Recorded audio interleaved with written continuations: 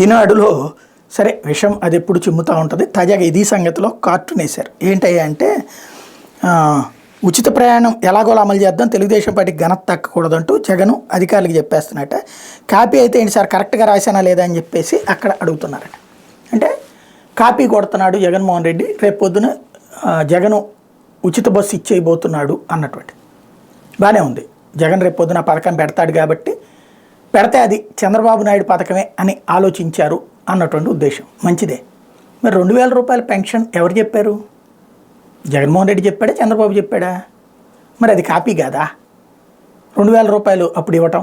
రెండవది ఇప్పుడు అమ్మకి వందనమో ఏదో పేరు పెట్టారు, అది ఎవరిది కాపీ? చంద్రబాబు నాయుడు చేస్తున్నది కాపీ. జగన్మోహన్ రెడ్డి ప్రతి ఇంటికి అమ్మ ఒడి అని ఇస్తున్నాడు, దానికి కాపీ కాదా? లేకపోతే రైతులకి ఇంతని డబ్బులు మోడీ ప్రభుత్వం జగన్ ప్రభుత్వం, జగన్ 2019 ఎన్నికల మేనిఫెస్టోలో పెట్టి అమలు చేస్తున్నాడు, మోడీ కూడా తీసుకొచ్చాడు, అది కాపీ కదా? చంద్రబాబు గారు చెప్తుంది అంతకంటే ₹1 ఎక్కువ ఇస్తానంట. ఇంకొకటి అన్నిటికంటే అసలు బస్సులది ఏంటి కాపీ కదా చంద్రబాబు గారిది? కర్ణాటకలో అమలు చేశారు, తెలంగాణలో అమలు చేశారు, అది మరి బాబు గారి కాపీ కదా? కొత్తగా ఏమన్నా ఆయన ఇన్నోవేషనా? ఇంకోటి బాబు గారు తెచ్చిన స్కీమ్స్ అన్నీ కర్ణాటకలో తెలంగాణలో ఇస్తానన్న పథకాలే కదా ఆయన కాపీ కొట్టింది.